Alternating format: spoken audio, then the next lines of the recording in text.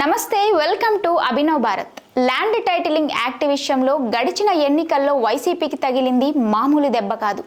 TDP భాషలో చెప్పాలంటే ఎన్నికల పోరులో కూటమికి లాస్ట్ పంచ్ అదే.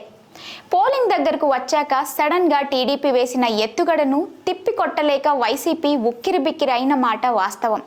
అంతేకాదు, ప్రజల భూములు జగన్ లాగేసుకుంటాడంటూ వాళ్ళు చేసిన ప్రచారం ఓటర్లను చాలా వరకు ప్రభావితం చేసింది.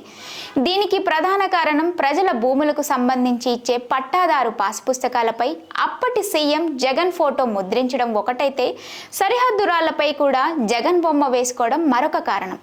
వీటి కారణంగానే వైసీపీ కూటమి ప్రచారాన్ని సమర్థంగా ఎదుర్కోలేకపోయింది అనేది వాస్తవం.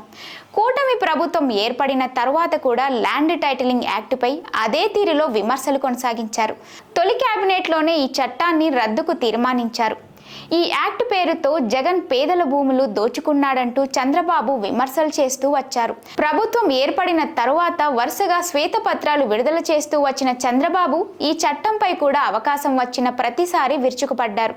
మొత్తానికి గత ప్రభుత్వంలో జగన్ బొమ్మతో జారీ అయిన 21.86 లక్షల భూ హక్కు సర్వే పత్రాలను రద్దు చేసి ఆ స్థానంలో కొత్త పత్రాలు ఇవ్వాలని ప్రభుత్వం నిర్ణయించింది. రాష్ట్ర ప్రభుత్వ ముద్ర QR కోడ్తో కొత్త పట్టాదారు పాస్ పుస్తకాలు అందజేయాలని రాష్ట్ర కేబినెట్ నిర్ణయించింది.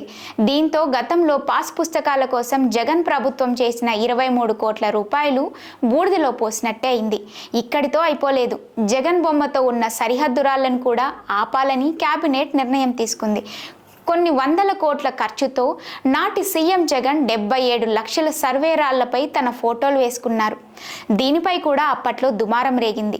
ఈ రాళ్లను కూడా ఆపాలని ప్రభుత్వం భావించడంతో వీటిపై జగన్ బొమ్మ చెరిపివేసి వినియోగిస్తారా, లేక ఆ బొమ్మ కూడా వృధా అయినట్టేనా అనేది ఇంకా తెలియదు. మొత్తానికి పాస్ పుస్తకాలు, సర్వే రాళ్ల విషయంలో తాము తీసుకునే నిర్ణయాల వల్ల జగన్ ప్రజాధనాన్ని ఎంతగా దుర్వినియోగం చేశారో మరోసారి ప్రజలకు చెప్పాలని చంద్రబాబు భావిస్తున్నట్టు తెలుస్తోంది. అయితే ఈ నిర్ణయాల వల్ల కొత్తగా బాబుగారు ఎంత ఖర్చు చేస్తారనేది కూడా ముఖ్యమైన అంశం. నాయకులారా, మీ పనితనం మీ అధినాయకులకు తెలియజేయాలనుకుంటున్నారు. ప్రజలారా, మీ సమస్యలను మీ నాయకులకు తెలియజేయాలనుకుంటున్నారు. ప్రజా సమస్యల పరిష్కార వేదిక మీ అభినవ్ భారత్.